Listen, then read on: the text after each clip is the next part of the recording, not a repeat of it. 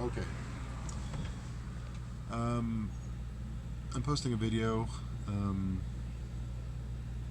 basically to talk about why I am doing a 10-day fast and how I'm going about it.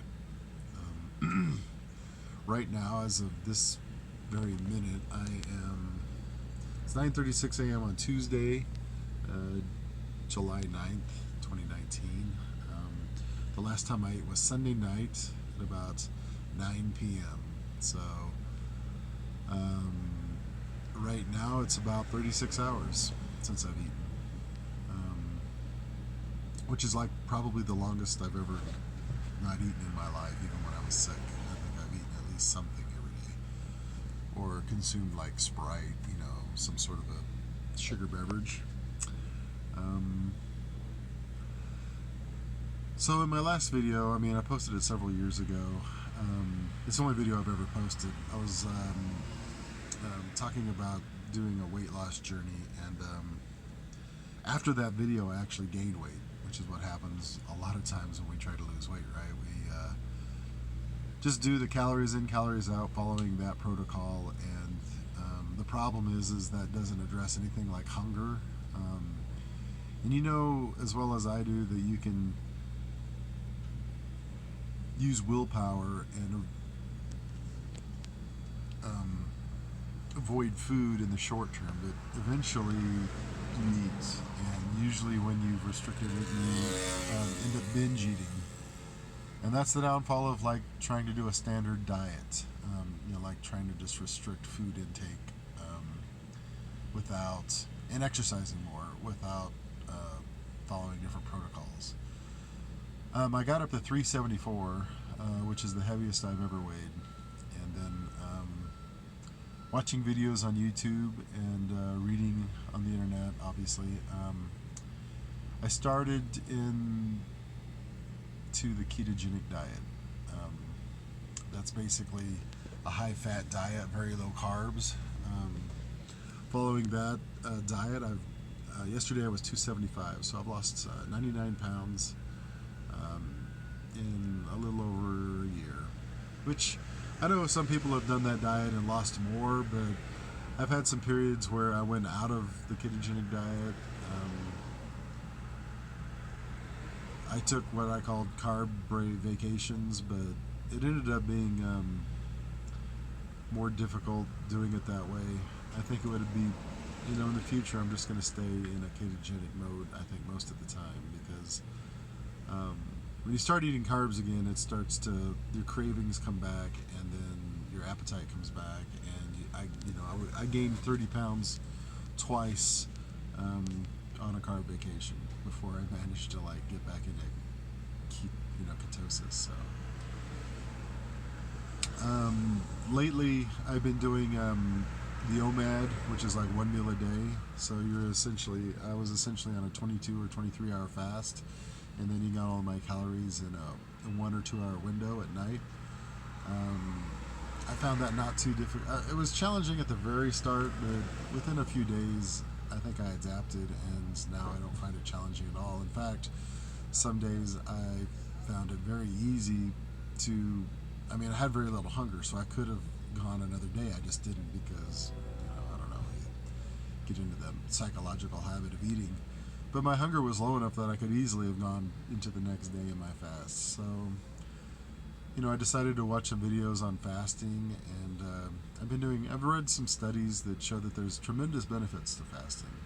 And so I've decided to embark on a long-term fast, which, I don't know, part of me is thinking I should just do an alternate day fast at the start, but I don't know, I guess kind of a go big or go home mentality.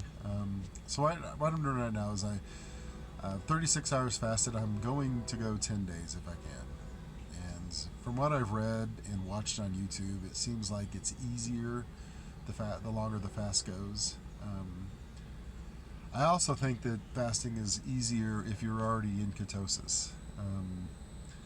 I recommend getting on a ketogenic diet and following that until you become fat adapted, and then trying fasting, because you don't have any of the carb withdrawals when you just go into your fast. And hunger has been there, but it's been really manageable. It doesn't ever feel more than it would feel on a normal day when, I feel hungry and maybe I don't have time to eat. So then you're like, it sucks, but it is what it is. And you just go on about your day. And that's kind of my experience so far.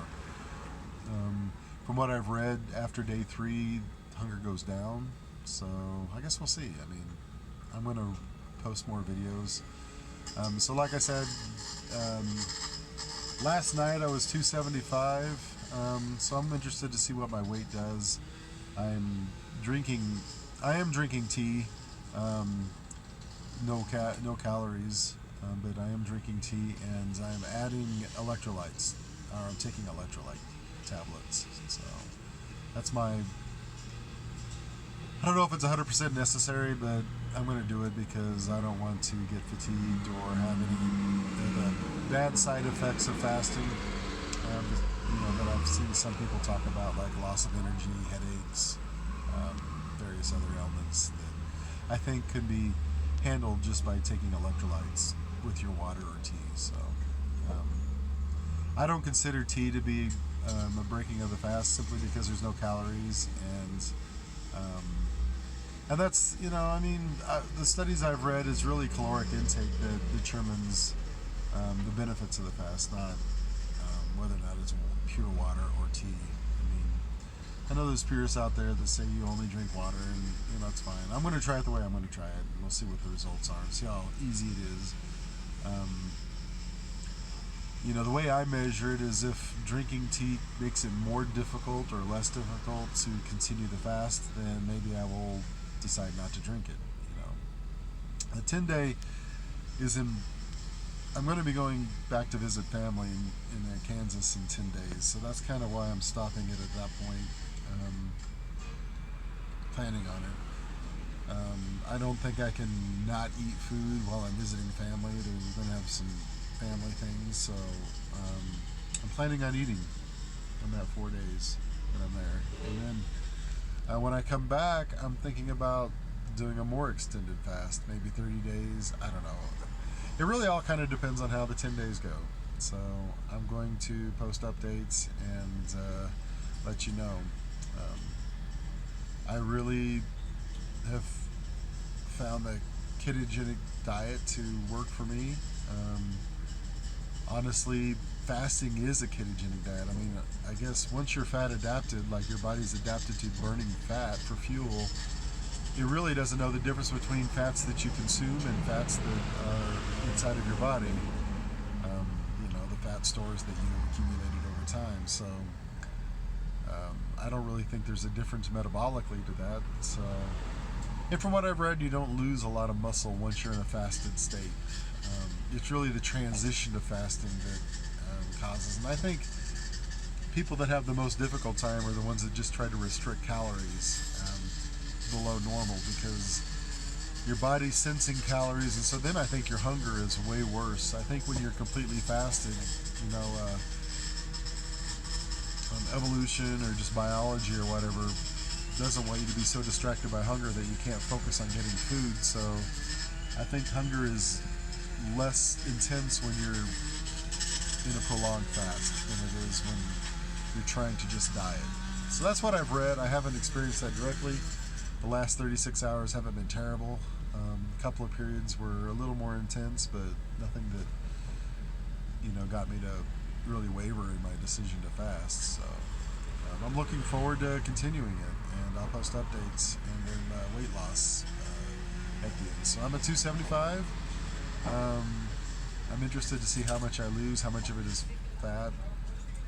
And before I do the longer fast, I'm going to do a body pod to get my fat and lean muscle mass percentages, so I know where I'm at, and so then I can track that as I go. Probably every 2 weeks or so I'll do a body pod measurement and see how much fat I'm losing versus how much lean mass, which I think is very interesting and in fact very important to decide if I'm going to keep continuing in a long-term fast. I don't want to lose a lot of muscle, so anyway, that is my video. I'm going to be posting more of these in the future, so if you like or are interested in seeing how it goes, then just hit subscribe, and you can catch my updates. So thanks a lot. Have a good day. Bye bye.